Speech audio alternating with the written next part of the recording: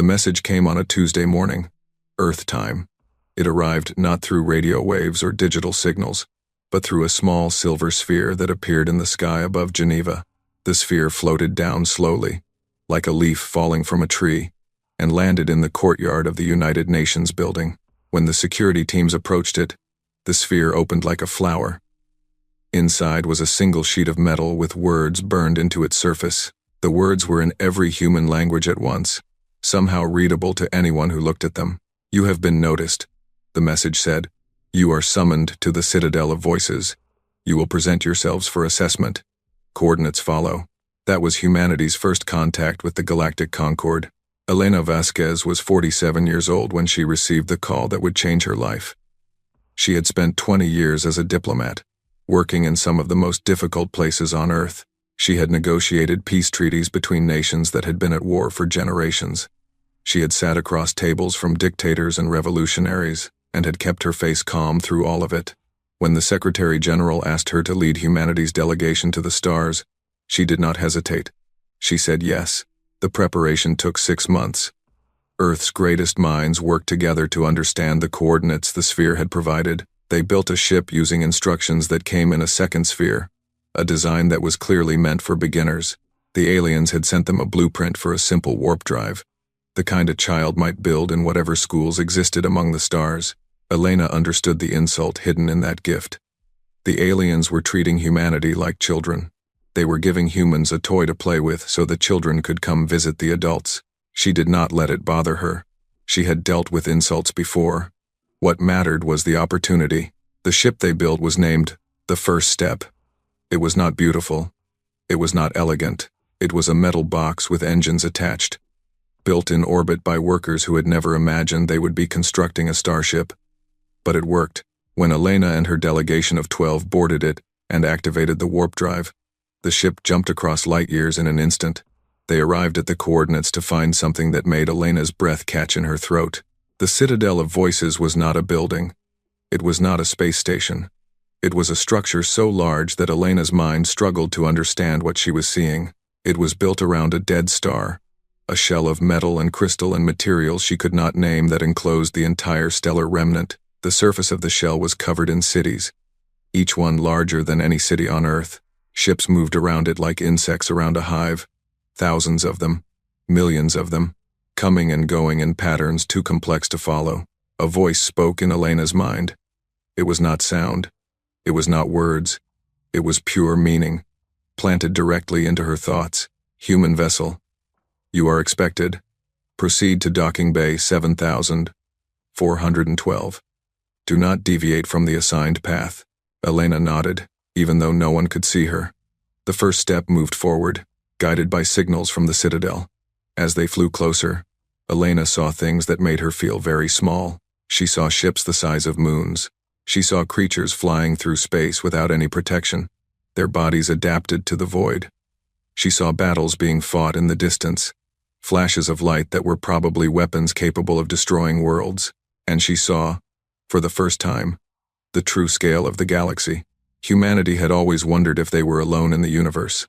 Now Elena had her answer. They were not alone. They were not even special. They were one small species among hundreds, maybe thousands, and they were very, very late to the gathering. The docking bay was large enough to hold 100 ships like the First Step. When Elena and her delegation walked down the ramp and onto the metal floor of the Citadel, they were met by a creature that looked like a praying mantis, made of polished bronze. "I am Facilitator Vrex," the creature said. Its voice came from a device on its chest, translating its clicks and whistles into human speech. "I will guide you to the council chamber. You will not speak unless spoken to. You will not touch anything. You will not make any sudden movements. Do you understand?" "We understand," Elena said. Facilitator Vrex's head tilted in a way that might have been surprise.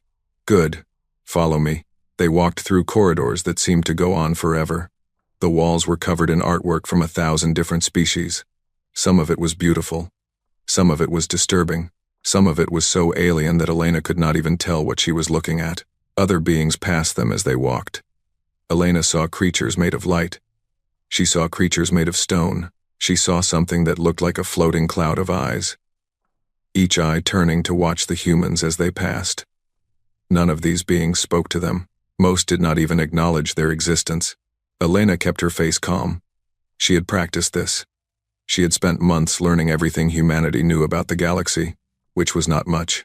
She had studied the brief messages the Concord had sent, looking for clues about their culture, their values, their weaknesses. She had found very little, but she had found enough to know that the Concord was old, 11,000 years old, according to their own records. They had seen species rise and fall. They had seen empires born and destroyed. To them, humanity was just another new species, another group of primitives crawling out of their gravity well for the first time. Elena intended to change their minds. The council chamber was the largest enclosed space Elena had ever seen. It was a sphere, and they entered through a door near the bottom. The curved walls rose up and up, covered in platforms where representatives from hundreds of species sat or floated or hung. Light came from everywhere and nowhere. The air smelled like nothing Elena could identify, a mixture of scents from 100 different worlds. In the center of the chamber was a raised platform. Elena and her delegation were guided to stand on it. Above them, looking down, were the beings who ruled this part of the galaxy. Elena looked up and met the eyes of High Arbiter Kethvaros. He was tall, nearly 3 meters, with a body like an insect but a face that was almost human in its expressiveness. His exoskeleton was deep blue, decorated with gold patterns that Elena guessed indicated his rank. His eyes were large and dark, and they looked at Elena the way a scientist might look at a bacteria under a microscope. "So," Kethvaros said. His voice was deep and resonant, translated by the same technology that let all beings in this chamber understand each other. "These are the humans." Murmurs rippled through the chamber. Elena heard clicks and whistles and sounds she could not describe. She heard what might have been laughter. "Ambassador Elena Vasquez," she said, keeping her voice steady. "On behalf of Earth and all human colonies, I thank the Concord for this opportunity to present ourselves." "Colonies," Kethvaros repeated. "You have colonies. How many worlds have you settled, human?" 17, Elena said. More murmurs. More sounds that might have been laughter. 17 worlds, Kethvaros said. "The Valkyrie hegemony, whose representative sits to my left, controls 17,000 worlds. The crystalline hegemony controls 30,000. We have member species here whose empires span entire galactic arms, and you come to us with 17 worlds. Everyone starts somewhere," Elena said. This time, the laughter was unmistakable.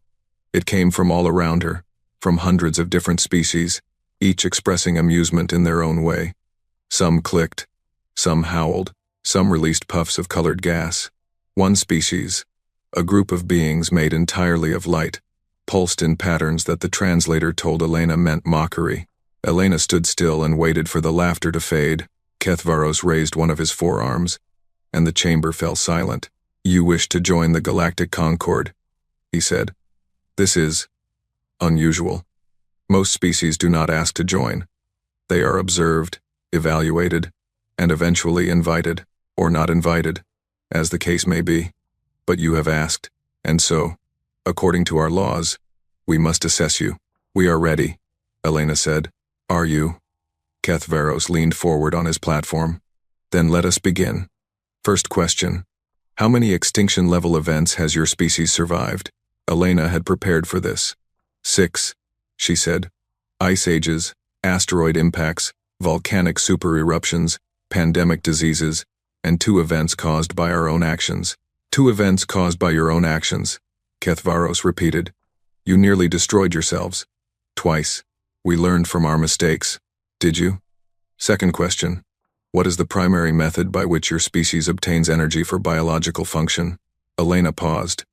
She knew what this question was really asking. "We consume organic matter. We eat plants and animals." The chamber erupted.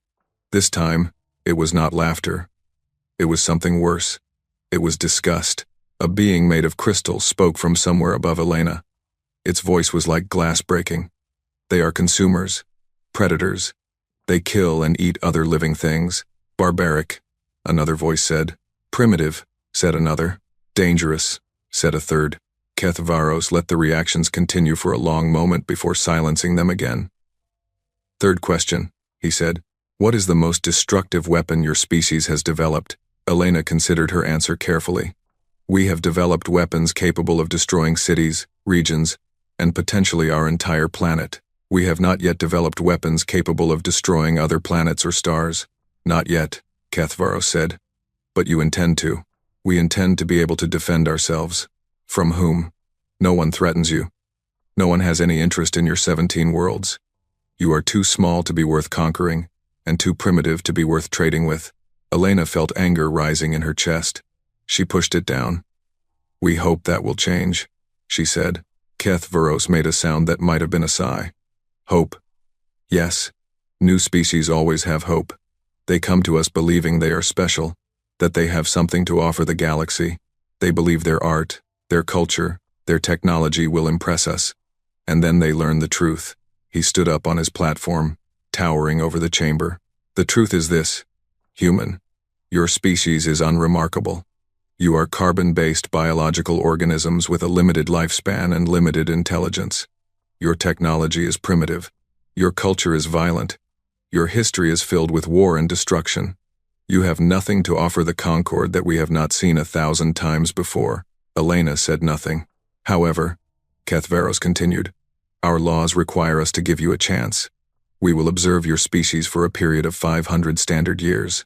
At the end of that time, if you have not destroyed yourselves and if you have demonstrated sufficient progress, we may consider your application for membership. 500 years, Elena said. Is that a problem? Elena looked up at the High Arbiter. She looked at the hundreds of alien species watching her, waiting for her to accept this insult with a bow and a thank you. She thought about the millions of humans who had worked so hard to make this moment possible, who had dreamed of meeting other intelligent life, who had hoped for friendship and alliance and had instead found contempt. She thought about everything humanity had survived. We request the trial of standing, she said. The chamber went silent. Not quiet. Silent. Every being, every translator, every system in that vast space seemed to stop working at once. Cathvaros's dark eyes widened. What did you say? The trial of standing, Elena repeated. Article 7 of the Founding Charter of the Galactic Concord. Any species may invoke the trial of standing to demonstrate their worth through action, rather than assessment. The trial must be accepted if properly requested. We properly request it. Cathvaros stared at her. Around him, other council members were consulting devices, speaking to advisors, checking records that had not been accessed in thousands of years. How do you know about the trial of standing? Cathvaros demanded. Your laws are not secret, Elena said. We read them. A being made of swirling gas spoke up. The trial of standing has not been invoked in 6,000 years. It is obsolete. It should not apply. But it does apply, another voice said. This one came from a creature that looked like a tree with too many branches. The law was never removed. It remains part of our charter. If the humans invoke it, we must honor it. More arguments erupted around the chamber. Elena stood on her platform and waited. She had gambled everything on this moment, on a law she had found buried in files the Concord had sent along with their summons. Someone, somewhere in the Concord's bureaucracy, had included their full legal code in the information package. Perhaps they thought no one would read it. Perhaps they did not care. Elena had read every word. Finally, Cathvaros raised his arms again. The chamber fell silent. The human has invoked a valid legal procedure, he said. His voice was cold now, all pretense of patience gone. We are bound by our own laws to accept. The trial of standing will take place in 3 rotations. The humans will present their demonstration. The full council will attend. He looked down at Elena, and for the first time, she saw something other than contempt in his eyes. She saw anger. I do not know what you think you will accomplish, he said. You are a species of primitives from a small and unimportant world. You have no technology that could impress us. You have no art that we have not seen before. You have nothing. Elena met his gaze. In 3 rotations, she said, we will show you what we have. Cathvaros made a gesture of dismissal. Take the humans back to their ship. Give them quarters in the visitor section. Make sure they are comfortable. The last word was not quite a threat, but it was close. As Elena and her delegation were escorted out of the chamber, she heard the sounds of conversation resuming behind her. She heard laughter again, the same mockery as before. The aliens were already making jokes about what the primitives might try to present. She heard bets being placed. She heard predictions of failure and humiliation. Elena smiled. She did not let anyone see it. When they were back in their quarters, a small suite of rooms that seemed to have been designed for a species much larger than humans, Elena gathered her delegation. They took the bait, she said. "Are you sure this will work?" asked Dr. Chen, the delegation's science advisor. "We are asking a lot of people to do something very difficult." "I am sure," Elena said.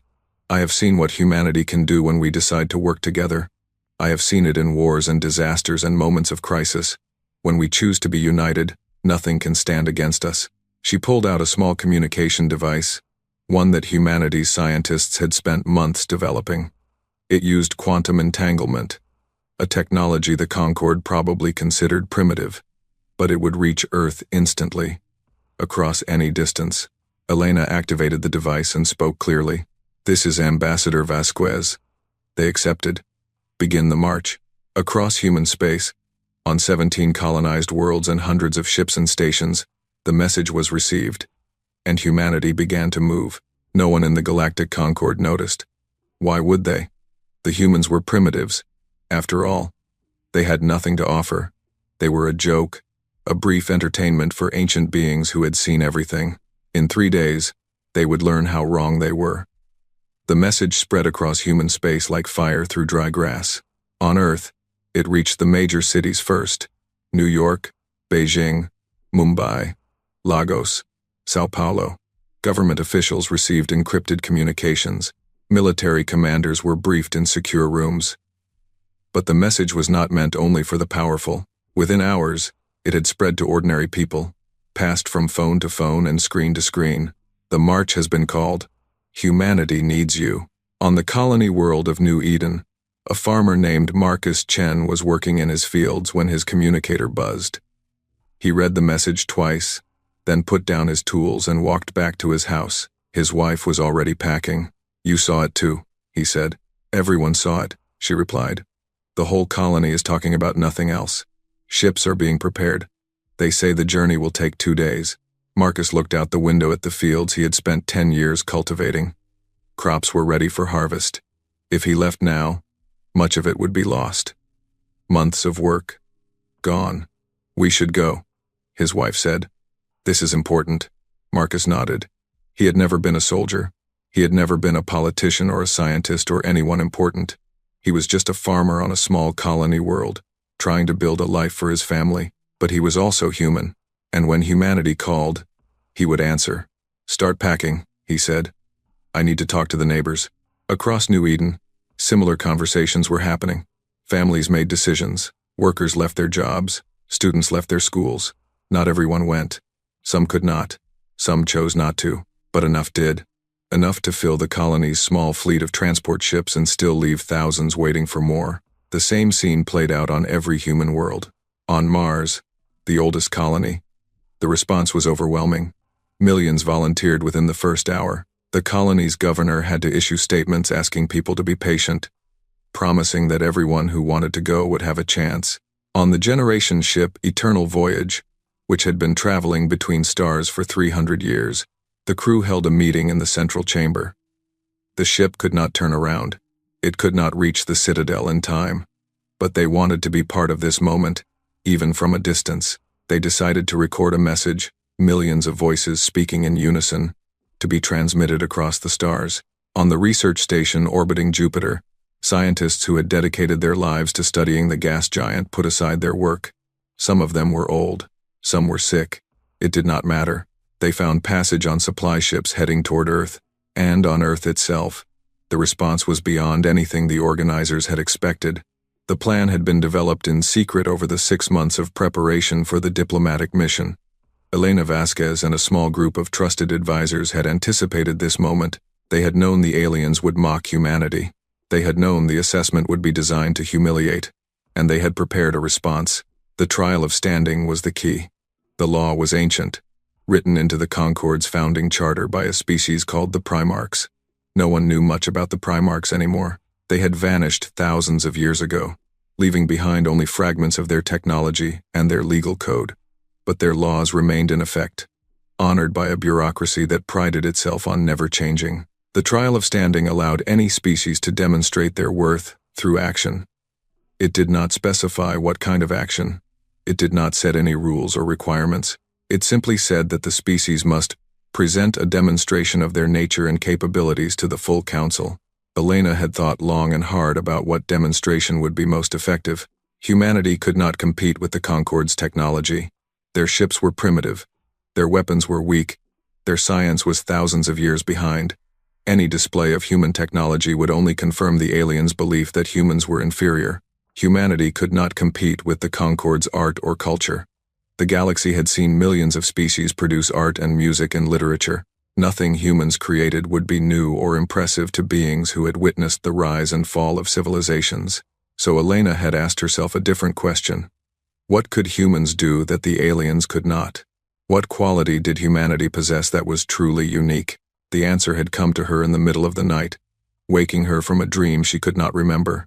She had sat up in bed, heart pounding, knowing exactly what they needed to do. Humanity's strength was not in their technology or their art. It was in their ability to choose, to cooperate, to act as one, not because they were forced to, but because they decided to. The aliens of the Concorde were powerful, but they were also divided. Hundreds of species, each with their own agendas and conflicts. They worked together because their laws required it, not because they wanted to. Their unity was imposed from above, maintained by rules and traditions, and the threat of punishment. Human unity was different. It came from below. It came from individuals making a choice to stand together. It was messy and imperfect, and often failed. But when it worked, when millions of humans decided to act as one, it was something the galaxy had never seen. The demonstration would be simple. Humans would come to the Citadel, as many as possible, and they would walk into the council chamber in perfect silence, not enforced silence, not silence imposed by technology or discipline. Chosen silence. Millions of individuals, each one capable of making noise, each one deciding not to. Elena knew it would work because she understood something about silence that the aliens did not. Silence was not empty. Silence was not weakness. Silence was control. Silence was power held back. When a predator was silent, it meant they were hunting. When a human was silent, it meant they were waiting. The aliens had laughed at humanity. They would not laugh at silence. But first, humanity had to get there. And that was where the real challenge began. The Citadel of Voices was far from human space. Even with the warp drive the aliens had provided, the journey took days. Normal passenger ships could not make the trip. Military vessels had limited capacity. The logistics of moving millions of people across interstellar distances in just 3 days seemed impossible. It was impossible, by normal standards. But humanity had never been good at accepting limits. Within hours of Elena's message, a global coordination effort was underway. Governments that had been rivals for generations put aside their differences. Military commanders shared resources. Private companies offered their ships for free. Scientists worked around the clock to optimize warp routes and minimize travel times. The first fleet launched from Earth orbit 12 hours after the message was sent. It carried 50,000 people, packed into cargo ships and military transports, and even a few luxury yachts whose owners had volunteered their vessels. They jumped to warp and vanished into the stars. More fleets followed. From Mars, from the Moon, from the orbital stations and the asteroid mining outposts. From every corner of human-controlled space, ships were launching, all heading for the same destination. Not everyone could go in a ship. There were not enough vessels to carry everyone who wanted to participate. But the organizers had planned for this. Those who could not travel in person were asked to contribute in other ways. They recorded messages of support. They helped coordinate logistics. They kept human civilization running while millions of their fellow humans journeyed to the stars, and they waited, watching, hoping. On the Citadel, Elena Vasquez spent the 3 days preparing. She met with her delegation, reviewing every detail of their plan. She studied the council chamber, learning its layout, its acoustics, its sightlines. She practiced her speech until she could deliver it in her sleep.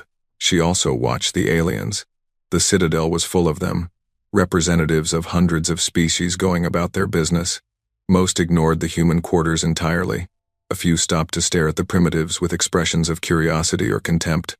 One or two seemed almost sympathetic, though Elena could not be sure she was reading their alien faces correctly. The jokes about humanity continued. Elena heard them everywhere. The betting pools had grown, with hundreds of species wagering on what foolish thing the humans would try to do. The most popular theory was that the humans would attempt a weapons demonstration, showing off their primitive nuclear technology. The second most popular theory was that they would perform some kind of cultural display, singing or dancing or reciting poetry. No one expected what was actually coming. On the second day, the first human ships began arriving at the Citadel. The Concord's traffic control systems registered them with the same bored efficiency they applied to all new arrivals. Human vessel, primitive warp drive, destination, docking bay 7412, proceed along the assigned path. Then more ships arrived, and more, and more. By the end of the second day, the traffic controllers were no longer bored. They were confused. How many human ships are there? One controller asked another. I don't know. The count keeps going up. There must be some error in the sensors, but there was no error. The humans kept coming. Small ships and large ships, military vessels and civilian transports, ships that had no business making interstellar journeys, held together by improvised repairs and desperate hope. The Citadel's docking systems began to struggle. There were not enough bays for all the human ships. Traffic control had to open emergency facilities, areas that had not been used in centuries. Ships were packed together in ways that violated safety regulations. No one complained. The humans just kept coming. High Arbiter Kethvaros received reports about the human arrivals. He read them with growing annoyance. What are they doing? He demanded of his advisors. Why are so many of them coming? We don't know. An advisor replied. The humans have been surprisingly secretive about their plans. We know only that they are gathering in large numbers.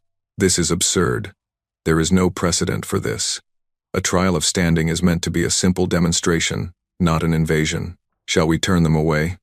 We could close the docking bays, refuse entry to additional ships. Kethvaros considered it. Part of him wanted to do exactly that, to slam the door in the humans' faces and end this farce before it went any further. But the laws of the Concorde were clear. The trial of standing must be allowed to proceed without interference. Any attempt to limit human access could be seen as a violation. No, he said finally. Let them come. Let them fill the Citadel with their primitives. When their demonstration fails, as it surely will, the humiliation will be even greater. His advisors nodded and withdrew. Kethvaros sat alone in his chamber, staring at the reports. Something about this situation bothered him. The humans had shown unexpected knowledge of Concorde law. They had invoked an obscure procedure that most species did not even know existed. And now, they were bringing millions of their people across interstellar distances. A feat of logistics that should have been beyond their capabilities. What were they planning? He pushed the thought aside. It did not matter. Whatever the humans tried, it would fail. The Concorde had seen thousands of species come and go. They had seen demonstrations of every kind. Nothing the humans could do would be new or impressive. The trial would proceed. The humans would fail. And then this foolish species would learn its place in the galaxy. On the third day, Elena Vasquez woke early. She dressed carefully in a simple black uniform, the same one every member of the human delegation would wear. She ate a small breakfast and reviewed her notes one last time. Then she went to meet the others. The gathering point was a large chamber near the docking bays, one of the emergency facilities that had been opened to handle the flood of human arrivals. When Elena arrived, it was already full. Humans, thousands of them, tens of thousands. They stood in neat rows, waiting in silence. Elena walked among them, looking at their faces. She saw soldiers in uniform and farmers in work clothes. She saw scientists and artists and teachers and children. She saw people of every nation and ethnicity, every age and background. They had come from every corner of human space, traveling for days through the cold void between stars. They had come because she asked. An aide approached her. Ambassador, the final count is in. 11,423,816 humans are now present at the Citadel. It's more than we expected. We're still working out how to fit everyone into the council chamber. They don't all need to fit inside, Elena said. We'll fill the chamber first, then the corridors, then every space we can reach. The aliens will see them. That's what matters. Understood. Elena looked at the aide. He was young, barely 30, a junior diplomat who had never expected to be part of something like this. His face was nervous but determined. Are you ready? She asked. Yes, Ambassador. Good. She raised her voice so those nearby could hear. Remember the rules. No talking, no whispering, no coughing if you can help it, no shuffling your feet, no sound at all. From the moment we start walking until I give the signal, we are silent. Can you do that? Heads nodded throughout the chamber. I know you can, Elena said. I know because I've seen what we're capable of. I've seen humanity at its worst. Yes, but I've also seen us at our best. I've seen us come together in times of crisis. I've seen us set aside our differences and work toward a common goal. That's what we're doing today. Not for glory, not for power, for each other, for everyone back home who's watching and hoping, for our children and grandchildren who will grow up in a galaxy that either respects us or doesn't. She paused, looking out at the sea of faces. The aliens think we're primitives. They think we're barbarians. They think we're nothing but noise and violence and chaos. Today, we're going to show them what we really are. We're going to show them humanity. Silent, united, unbreakable. No one cheered. No one applauded. They had already begun. The silence started there, in that crowded chamber, and spread outward like a wave. Millions of humans, closing their mouths and stilling their bodies and waiting for the moment that would change everything. Elena took her place at the front of the gathering. Behind her, the ranks formed up, row after row after row of humans in black uniforms. They stretched back through the chamber and out into the corridors beyond, a tide of silent figures waiting to walk forth. She took a deep breath.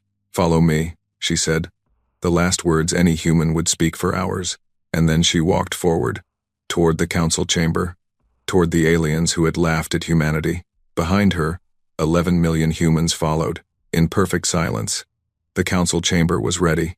The observation platforms were filled with representatives from 400 species, each one watching the great doors at the bottom of the sphere, with expressions of amusement or boredom or mild curiosity. The lighting had been adjusted, the translation systems calibrated, the recording devices activated. Everything was in place for what most expected to be a brief and entertaining failure. High Arbiter Kethvaros sat on his elevated platform, looking down at the empty central stage where the humans would present their demonstration. Around him, other senior members of the council chatted among themselves, discussing politics and trade and the thousand small matters that occupied the attention of galactic governance. The humans were a distraction, nothing more. A brief interruption to the normal business of the conquered. Soon they would perform their little demonstration. Everyone would have a good laugh, and the primitives would be sent back to their 17 worlds to wait out their 500-year observation period. Kethvaros checked the time. The humans were due to arrive in moments. A Velkari diplomat floated over on a gravity platform. Her species was serpentine, their bodies covered in iridescent scales that shifted color with their emotions. Right now, her scales were a bright, amused yellow. I have placed a substantial wager on the outcome, she said. My prediction is that they will attempt to impress us with their nuclear weapons. Perhaps a holographic display of their explosions. Very primitive species always want to show off their bombs. A reasonable prediction, Kethvaros replied, though some believe they will attempt a cultural display. Singing, perhaps. I am told humans make sounds with their mouths that they consider pleasing. How charming, the Velkari said, her scales rippling with amusement. I look forward to being entertained. She floated away, returning to her designated platform. Kethvaros watched her go, then turned his attention back to the doors. They opened. Ambassador Elena Vasquez walked in first, alone, her footsteps echoing in the vast chamber. She walked slowly, deliberately, her face calm and her eyes fixed straight ahead. She wore a simple black uniform, identical to the ones worn by her delegation. No medals, no decorations, no symbols of rank or achievement. She reached the central platform and stopped. Behind her, the doors remained open, and through them came more humans. They walked in formation, rows of 10, each row following the one before with precise spacing. They wore the same black uniforms as their ambassador. Their faces were calm, their movements controlled. They made no sound at all. The council members noticed the silence first. It was subtle at first, easy to dismiss. Of course, the humans were being quiet. They were in a formal setting. They were trying to be respectful. That was normal. But then more humans entered. And more. And more. And the silence continued. 10,000 humans walked into the chamber. Then 20,000. Then 50,000. They filled the central floor and spread outward, taking up every available space. They stood shoulder to shoulder, a sea of black-clad figures, and they made no sound. The Velkari diplomat's scales shifted from yellow to orange, a sign of confusion. She turned to her neighbor, a crystalline being whose body caught the light like a prism. "Do you hear that?" she whispered. "Hear what?" "Exactly. I hear nothing. Not a single footstep. Not a breath. Not a heartbeat." The crystalline being paused, focusing its senses. Its species perceived the world primarily through vibrations. They could feel sound in ways other species could not imagine, and what it felt now was something it had never experienced before. Silence. Perfect, complete silence. From hundreds of thousands of biological organisms. "That's impossible," the crystalline being said. "Biological creatures cannot suppress all sound. They breathe, their hearts beat, their joints make noise when they move. And yet," the Velkari said, "listen." Around the chamber, similar conversations were happening. Species that communicated through sound-based dominance displays found themselves unable to assert their presence. Species that relied on detecting the life sounds of other beings to navigate social situations were suddenly blind. The chamber, which was always filled with a background hum of biological noise, was silent for the first time in 11,000 years. High Arbiter Kethvaros leaned forward on his platform, his antennae twitching. His species used sound as a primary tool of social hierarchy. The louder one could make oneself, the more dominant one was considered. In his 600 years of life, he had never encountered a situation where an opponent simply refused to make any sound at all. The humans kept coming. The chamber's AI, an ancient system that had managed Concord proceedings since the founding, began to issue alerts. Capacity limits were being approached. The central floor was full. Humans were now spilling into the side chambers, the emergency corridors, the maintenance passages. They were everywhere, walking in that same silent formation, filling every available space. 1 million humans, then 2 million, then 3. Kethvaros demanded a status report. "How many of them are there?" "Current count is approximately 4 million in the chamber complex," the AI reported.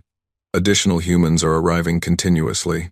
Total population of humans currently present at the Citadel is estimated at 11 million.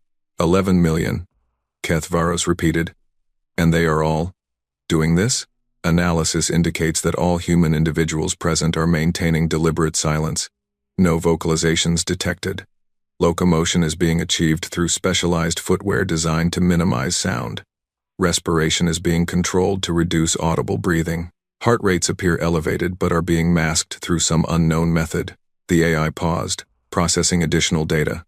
It should be noted that this level of coordinated silence among biological organisms is unprecedented in Concord records. No species in 11,000 years of recorded history has demonstrated comparable ability. Kethvaros said nothing. He watched as the humans continued to fill the chamber, an endless tide of silent figures. His scales, if he had possessed them, would have shifted from amusement to uncertainty. On the central platform, Elena Vasquez stood motionless. She had not spoken since entering the chamber. She did not move. She barely seemed to breathe. She simply waited, letting the silence do its work. The council members had stopped chatting among themselves. The betting pools were forgotten. The jokes died unspoken. Everyone was watching the humans now, trying to understand what they were seeing. A being made of living light pulsed a question into the chamber. "What is happening? My people communicate through patterns of illumination. We do not understand silence, but I can feel something. Something in the absence of sound. What is it?" No one answered. No one knew. The humans kept coming. 5 million, 6 million, 7 million. The corridors of the Citadel were filled with them. Reports came in from distant sections of the massive structure. Humans walking in perfect formation through halls that had not seen visitors in centuries. Humans standing motionless in observation decks and transit stations and public spaces. Humans everywhere, and not a single one making a sound. A species called the Melodians, whose entire culture was based on song, began to panic.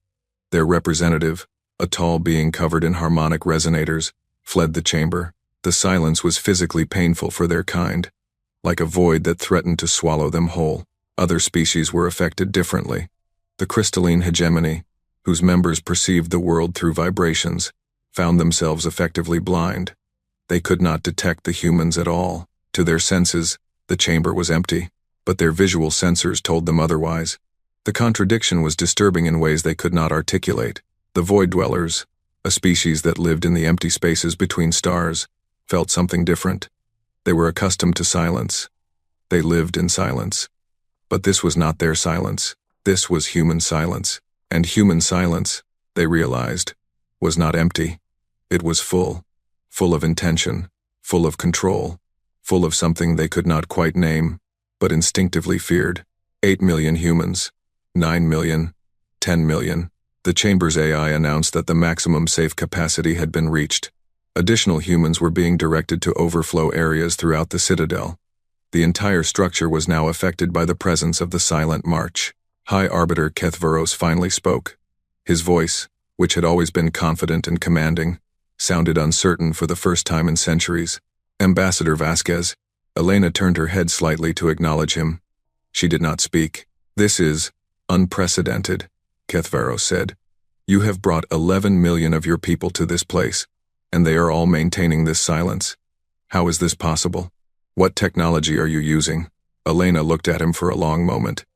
Then, for the first time since entering the chamber, she spoke. No technology.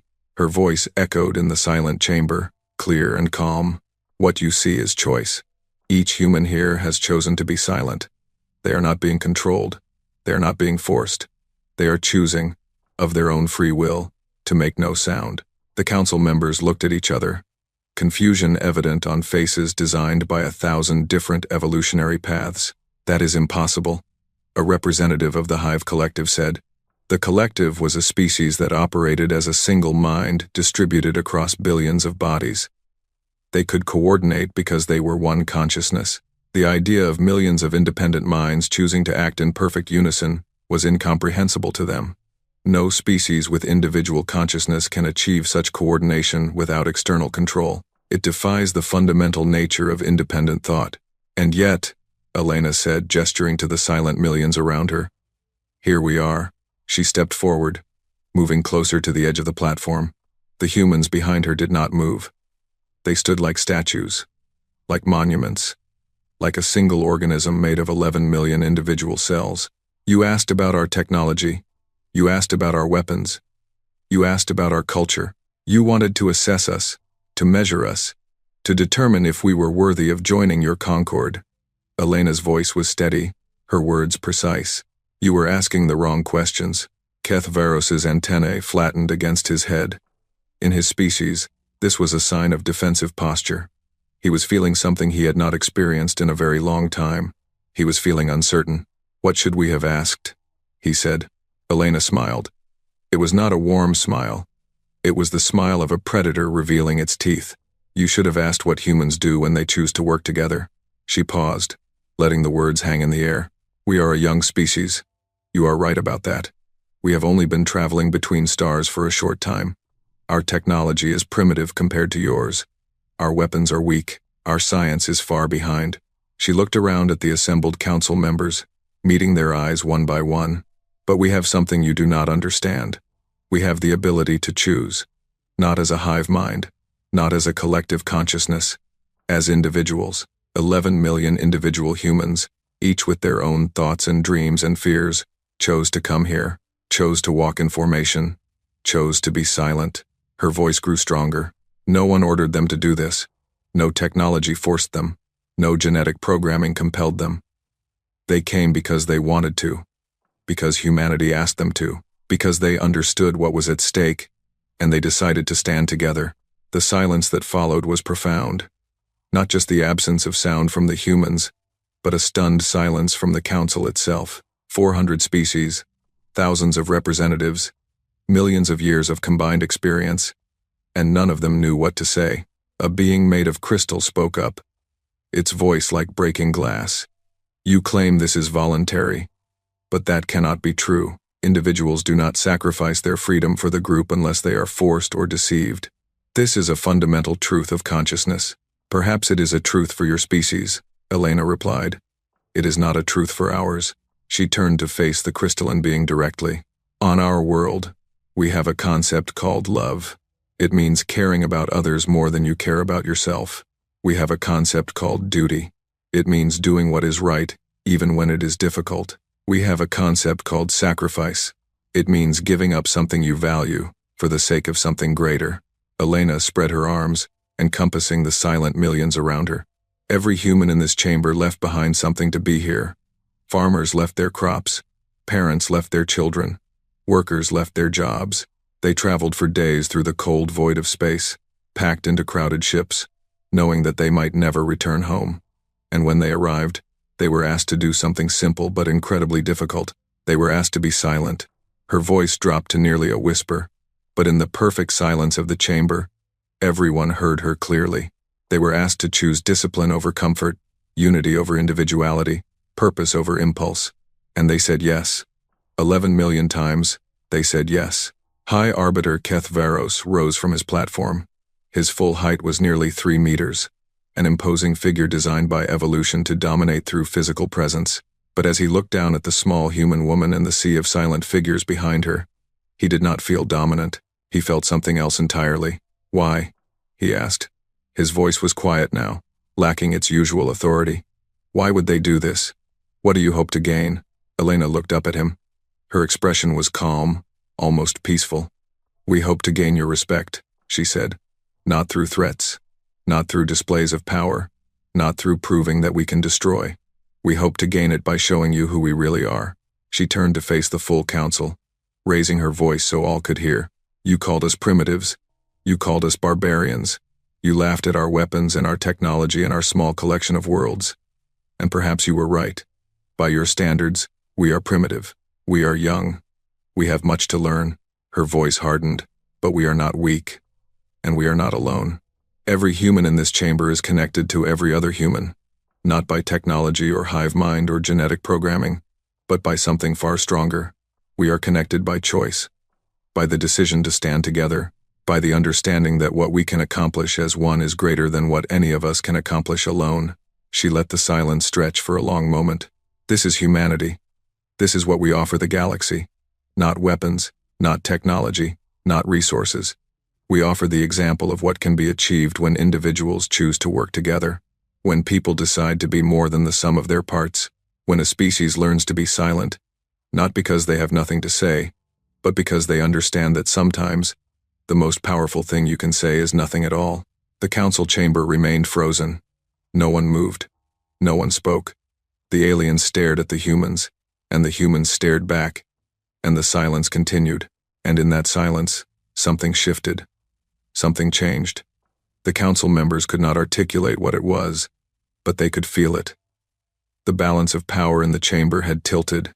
The primitives from the small planet on the edge of the galaxy were no longer amusing. They were terrifying, not because of what they could destroy, because of what they could become.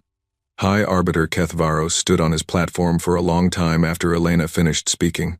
He was thinking. In 600 years of life, he had learned to take his time with important decisions. He had seen young species make grand gestures before.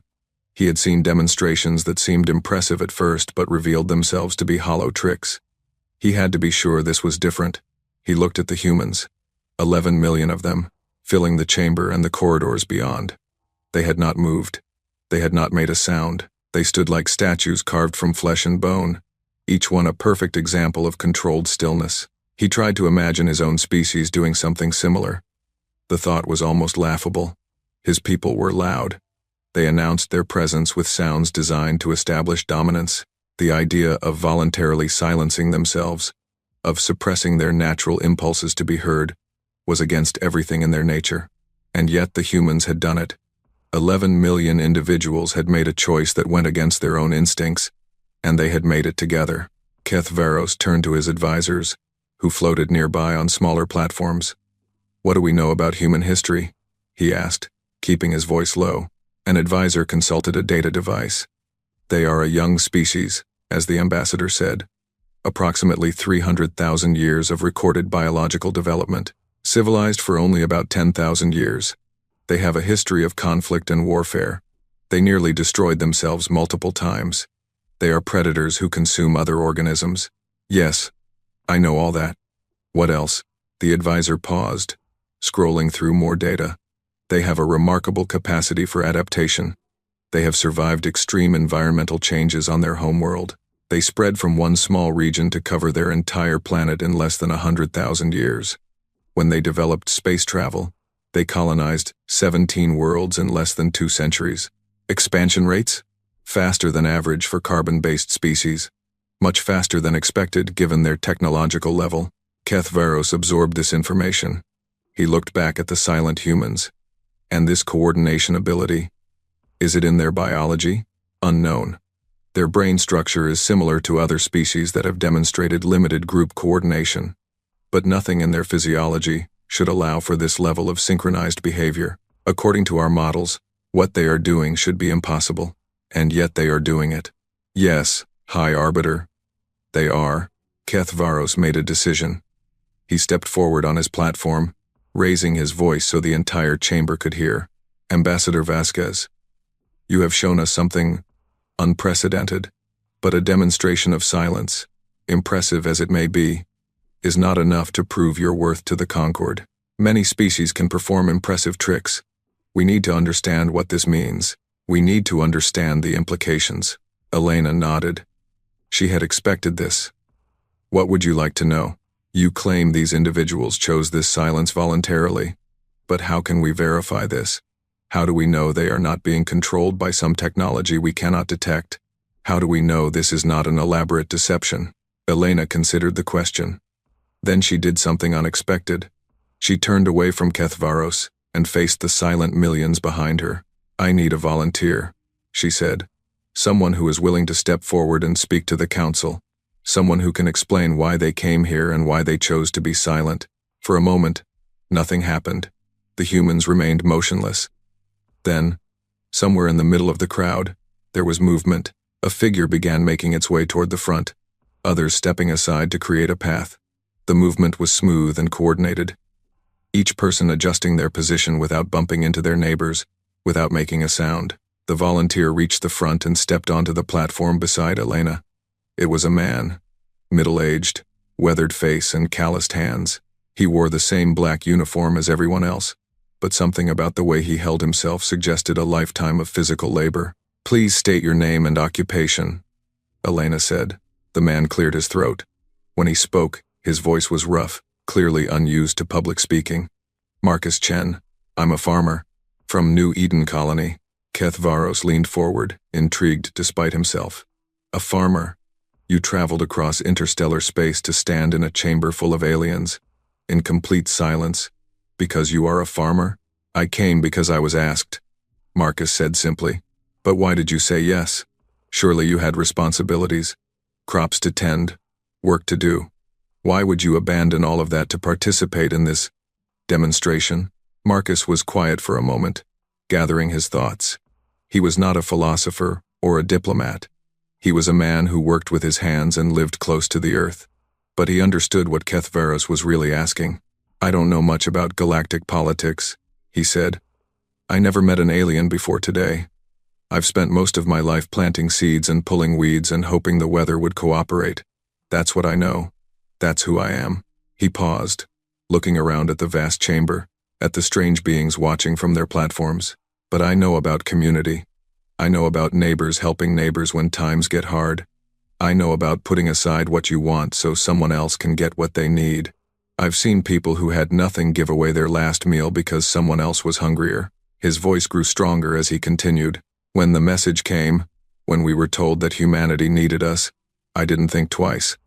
I left my crops in the field. I said goodbye to my wife and children. I got on a crowded ship and traveled for 2 days through the black of space, crammed in with strangers who became friends. Marcus looked directly at Kethvaros. I came because I love my home. I love my family. I love my planet and my species. And I was told that the best way to protect all of those things was to come here and be silent. So that's what I did. Not because anyone forced me, because I chose to. The The chamber was utterly still. Marcus's words hung in the air, simple and honest and impossible to dismiss. A representative of the Melodians, who had fled earlier but returned out of curiosity, spoke up. This makes no sense. You sacrificed personal comfort and economic productivity for an abstract concept, for the good of a group that includes billions of people you will never meet. Why? What do you gain? Marcus turned to face the Melodian. He did not seem intimidated by the alien's strange form. I don't know if I gain anything, he said. That's not why I did it. I did it because it was right. Because when your people need you, you answer. Because that's what humans do. But individuals pursuing their own interests is the natural order, the Melodian insisted.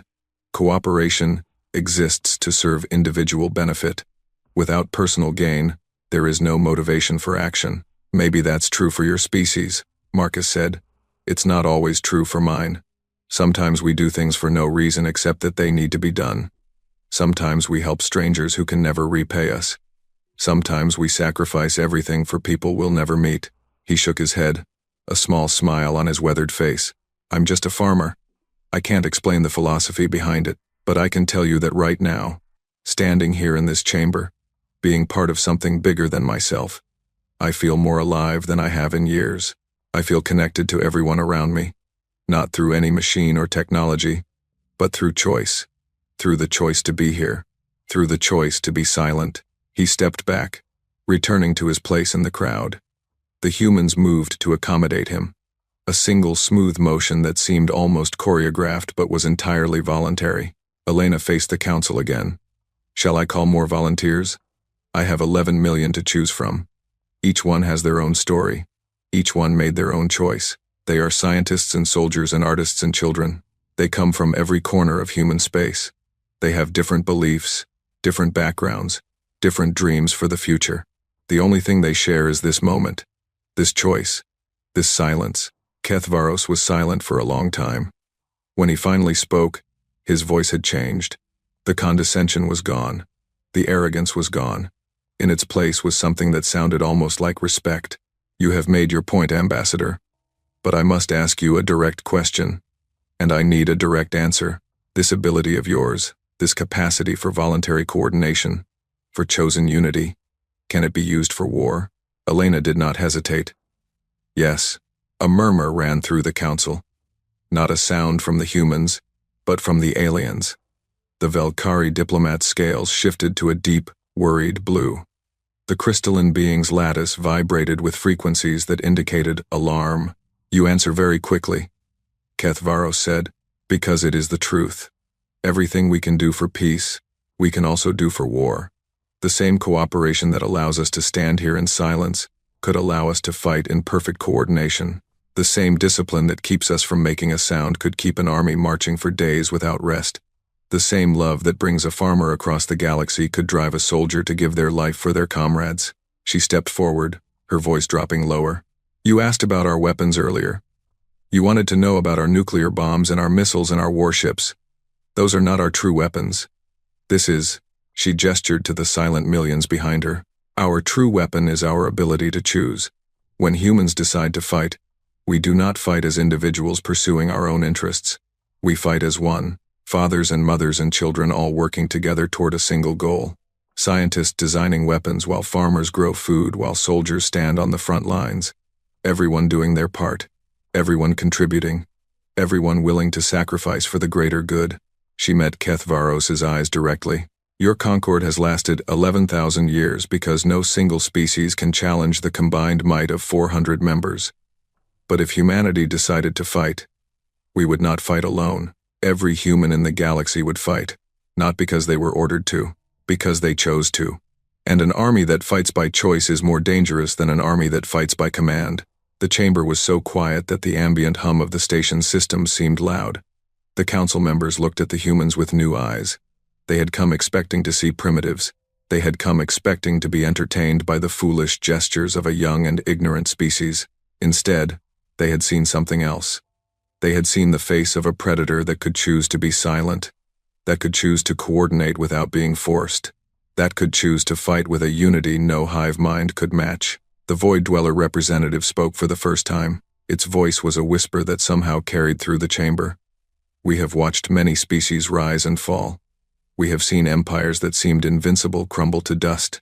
We have seen young species become old and old species become extinct. In all our watching, we have learned one truth. It paused, its form shifting in patterns that suggested deep thought. The most dangerous species are not the ones with the most powerful weapons. They are not the ones with the most advanced technology. The most dangerous species are the ones that can adapt, the ones that can change, the ones that can become something new when circumstances demand it. The Void Dweller turned to face Elena directly. You have shown us that humanity can adapt. You have shown us that you can coordinate without external control. You have shown us that you can choose unity over individuality when necessary. These are dangerous traits. These are the traits of a species that will not go quietly into the darkness when challenged. Elena nodded slowly. We do not want war. We came here seeking friendship and alliance. But we will not be dismissed.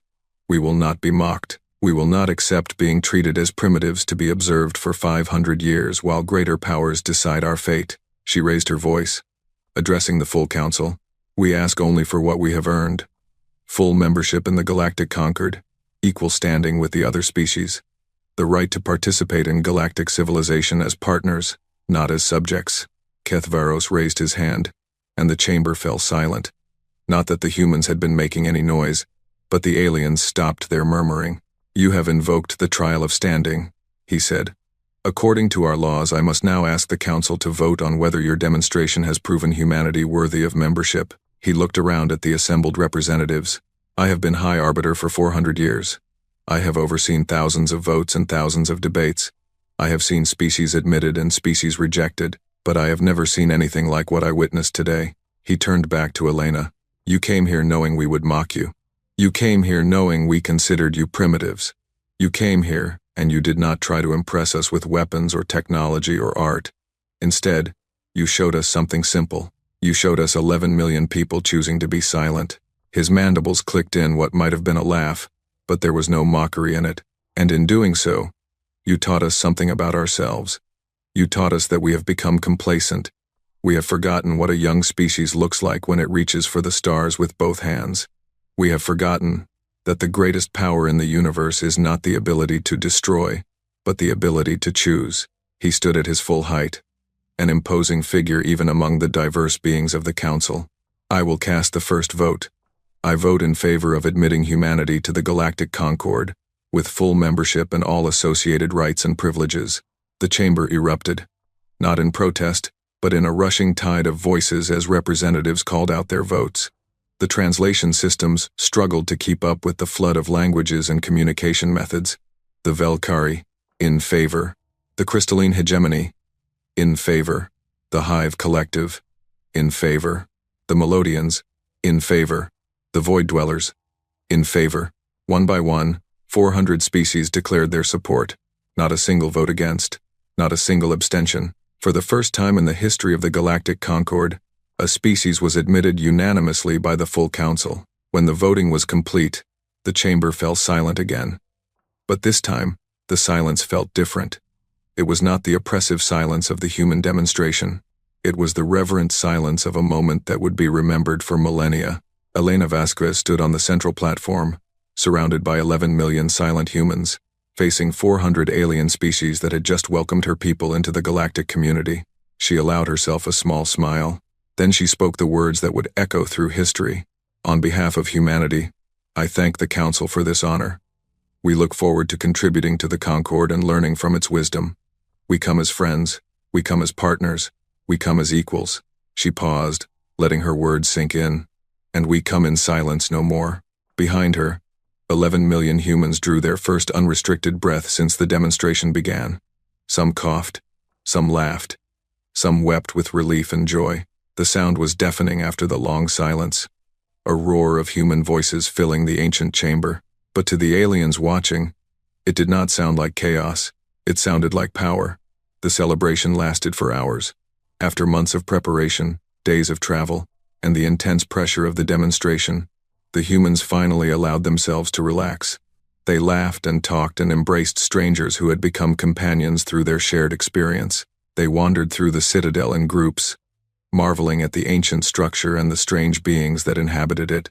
The aliens watched them with a mixture of fascination and wariness. These were the same creatures who had stood in perfect silence for hours. These were the same creatures who had demonstrated a capacity for coordination that defied biological logic. Now they were chattering like children, taking pictures with their primitive devices, asking questions about everything they saw. The contrast was jarring. It was also, some aliens began to realize, intentional. The humans were showing another side of themselves. They were showing that they could be loud as easily as they could be quiet, that they could be chaotic as easily as they could be coordinated, that they could choose either mode depending on what the situation required. High Arbiter Kethvaros observed the celebrations from his private chambers. He had requested detailed recordings of everything that had happened in the council chamber, and he watched them repeatedly, trying to understand what he had witnessed. His advisors came and went, bringing reports and analysis and speculation.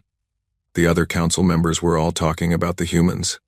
Some were excited by the possibilities of alliance with such a capable species. Others were concerned about the implications. A few were already calculating how to use the humans against their rivals. Kethvaros ignored most of it. He was focused on a single question. What had he missed? He had served on the council for 400 years. He had seen thousands of species come before the Great Chamber, seeking admission to the Concord. He had developed a sense for which species would succeed and which would fail. He could usually predict the outcome of a trial of standing within the first few minutes. He had predicted the humans would fail. He had been certain of it. They were young and primitive and small. They had nothing to offer. They were a joke, a brief entertainment before the real business of galactic governance resumed. He had been wrong. Completely, utterly wrong. And Kethvaros did not like being wrong. A message came through his communication system. Ambassador Vasquez was requesting a private audience. Kethvaros considered refusing. He was tired and confused, and not in the mood for more human surprises. But curiosity won out. He accepted the request. Elena arrived at his chambers a short time later. She had changed out of her formal black uniform into simpler clothes. She looked tired but satisfied, like someone who had completed a difficult task and could finally rest. "Thank you for seeing me," she said. Kethvaros gestured for her to sit. His chambers were designed for his species, with furniture that was too tall and too narrow for human comfort. But Elena perched on the edge of a seat without complaint. "You wanted to speak privately," Kethvaros said. "I assume you have something to say that could not be said in public." Elena nodded. "I wanted to explain something, and I wanted to give you a warning." "A warning?" Kethvaros's antennae twitched with interest. "You have just been admitted to the Concord. You have achieved everything you came here to achieve. What possible warning could you need to give?" "That's exactly why I need to give it," Elena said. "Because we won. Because we showed the galaxy what humanity can do when we work together. Some people might misinterpret that demonstration." Kethvaros leaned back in his chair. "Go on." Elena took a deep breath. "What you saw today was humanity at our best. 11 million people choosing to cooperate, choosing to sacrifice, choosing to work toward a common goal. It was beautiful and powerful, and I'm proud of every person who participated." She paused, her expression growing serious. "But that's not all we are. We're also capable of terrible things. Our history is full of wars and atrocities and acts of cruelty that would horrify any civilized being. The same cooperation that allows us to stand in silent unity can also allow us to commit organized violence on a massive scale." Kethvaros was silent, listening. "I told the council that our ability could be used for war. That was true. But I didn't explain what that really means." Elena's voice dropped lower. "When humans go to war, we don't fight like other species. We don't send armies to clash on battlefields while civilians go about their lives. We involve everyone. We turn our entire civilization into a war machine. Farmers grow food for soldiers. Factory workers build weapons. Scientists develop new ways to kill. Children are raised to hate the enemy. Everyone contributes. Everyone sacrifices. Everyone fights." She met Kethvaros's eyes. "Your Concord has lasted 11,000 years because you've learned to manage conflict between species. You have rules and treaties and systems for resolving disputes. That works because most species treat war as something separate from normal life. They fight with their militaries while their civilians continue to exist as usual." Elena shook her head slowly. "That's not how we work. When humanity decides to fight, there are no civilians. There is only the war effort. Every person, every resource, every thought is directed toward victory. We become a single organism with a single purpose, to destroy the enemy. Kethvaros felt a chill run through his exoskeleton. He had studied human history in preparation for this diplomatic encounter. He had read about their wars, but he had dismissed them as primitive squabbles, the kind of minor conflicts that young species always engaged in before they matured. Now, hearing Elena describe it, he began to understand why the Void Dwellers had called humanity dangerous. "You are telling me this because you want to frighten me," he said. "I'm telling you this because I want you to understand what you've allied with," Elena replied. "Humanity wants peace.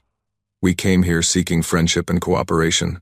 We have no desire to fight anyone. But if someone threatens us, if someone attacks our worlds or harms our people, we will respond with everything we have." She stood up from her seat and walked to the window of Kethvaros's chamber. Outside, the lights of the citadel stretched away into the distance, a testament to 11,000 years of civilization.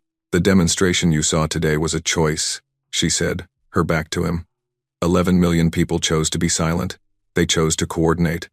They chose to work together for the good of our species. That same choice could go the other way. If humanity ever decides that war is necessary, the same cooperation you witnessed today will become something else entirely. She turned to face him. "I'm not threatening you. I'm not trying to intimidate the Concord. I'm giving you information that I hope you'll never need, because the best way to keep the peace is to make sure everyone understands what war would actually cost." Kethvaros was quiet for a long moment. Then he made a sound that his translation device rendered as a sigh. "You are wise for such a young species," he said. "Most new members of the Concord spend their first centuries trying to seem powerful. They boast about their weapons and their fleets. They make demands and threats. They act as if membership in the Concord makes them the equal of species that have been traveling between stars for millions of years." He stood up and walked to join Elena at the window. "You do none of that. You come to us speaking of peace and friendship, while making absolutely clear that you are capable of terrible violence. You show us your strength while asking only for respect. It is a sophisticated approach. I learned it from human history," Elena said. "The strongest position in any negotiation is to want peace but be prepared for war. Yes, I begin to see that." Kethvaros was silent for a moment, looking out at the citadel. "I have a question for you, Ambassador. In your demonstration today, you showed us what happens when 11 million humans choose to work together. But what happens when they don't? What happens when humans disagree?" Elena smiled, but there was sadness in it. "Then we have the other side of our nature, the wars, the conflicts, the times when cooperation fails and we turn our abilities against each other. Human history is full of those moments too. And yet you survived. Yes, we survived. Not because we're stronger than other species or smarter or better. We survived because somewhere, always, there are humans who choose peace over war, who choose to forgive instead of revenge, who choose to rebuild instead of destroy." She turned to face Kethvaros fully. "That's the real reason I wanted to speak with you privately. Not to threaten you with what humanity could do in war, but to tell you what we really want. We want to learn from the Concord. We want to understand how you've maintained peace for 11,000 years. We want to take those lessons back to our own people, so that maybe, someday, we won't need the capacity for total war anymore." Kethvaros studied her for a long moment. His species was skilled at reading body language, even the body language of alien species. He saw no deception in Elena Vasquez. He saw only sincerity, and perhaps a deep weariness. "You carry a heavy burden, Ambassador," he said. "You represent a species that is capable of great beauty and great destruction. You must constantly balance those two natures, showing enough strength to earn respect while restraining enough to avoid conflict." "Yes," Elena agreed. "It's exhausting sometimes, but it's necessary. I think I understand now why your species developed this ability for voluntary cooperation," Kethvaros said slowly. "It is not a weapon, though it can be used as one. It is a survival mechanism, a way for a species capable of destroying itself to instead choose to work together." Elena nodded. "We learned it the hard way. Through thousands of years of wars and conflicts and near extinctions, we learned that the only way to survive was to find something worth cooperating for. Family, community, tribe, nation, species. Each time we expanded the circle of cooperation, We became stronger. And now you are expanding it again, Kethvaros said. To include the galaxy. We hope so. That's why we came here. Not to conquer or dominate, to join. To be part of something larger than ourselves. Kethvaros made a decision. He walked to a cabinet in the corner of his chamber and retrieved something from within. It was a small object. A crystal that glowed with internal light. This is a memory stone, he said. My species uses them to record important moments. I have one from my first day as High Arbiter, 400 years ago. I have another from the birth of my children. I was going to create one today to record the trial of standing, because I expected it to be amusing. He held the stone out to Elena. Instead, I want to give this to you. As a gift. And as a request. Elena took the stone carefully. What request? Record your memories of today. Not just the demonstration, but everything. Your hopes and fears. Your strategy and your doubts. The things you told me in private and the things you will never tell anyone. Kethvaros met her eyes. And someday, when humanity has been part of the Concord for 1,000 years, share those memories with whoever leads your people then. Let them see what this moment really meant. Let them understand the burden you carried and the choices you made. Elena looked at the stone in her hands. It was warm to the touch, pulsing gently with light. She did not know how to use it, but she could feel its importance. I will, she said. Thank you, Kethvaros nodded. Then, surprising both of them, he extended his hand in the human gesture of greeting. Elena had taught it to him during their preparation meetings, explaining that humans used physical contact to establish trust. She took his hand and shook it. Welcome to the Galactic Concord, Ambassador Vasquez, Kethvaros said. I hope your species finds what it is looking for among the stars. So do I, Elena replied. She left his chambers a short time later, walking through corridors that were slowly emptying as the human celebrants returned to their ships. The demonstration was over. The vote was cast. Humanity was now part of the galactic community, but Elena knew that the real work was just beginning. Membership in the Concord was only the first step. Now came the hard part, proving that humanity could live up to its potential. Showing the galaxy that the cooperation they had witnessed was not a one-time trick but a fundamental part of who they were. She found Marcus Chen waiting for her outside the main chamber. The farmer from New Eden was leaning against a wall, looking tired but content. Ambassador, he said, straightening up. I wanted to thank you before I head back to my ship. Thank me? You were the one who stood up in front of the entire council and explained what this all meant. Marcus shrugged. I just told the truth. About why I came. About what it felt like to be part of something bigger. Elena smiled. That's exactly what we needed. Not a diplomat giving a speech, but an ordinary person explaining why they chose to participate. You did more for humanity today than you'll ever know. Marcus looked embarrassed. I'm just a farmer. You're a human, Elena said. That's enough. That's always enough. She watched him walk away, heading toward the docking bays where transport ships were preparing to take the volunteers back to their homes. 11 million people who had traveled across the stars to stand in silence for a few hours. 11 million people who would now return to their ordinary lives, their farms and factories and families, but they would carry this memory with them forever. They would tell their children and grandchildren about the day they stood in the council chamber and showed the galaxy what humanity could do.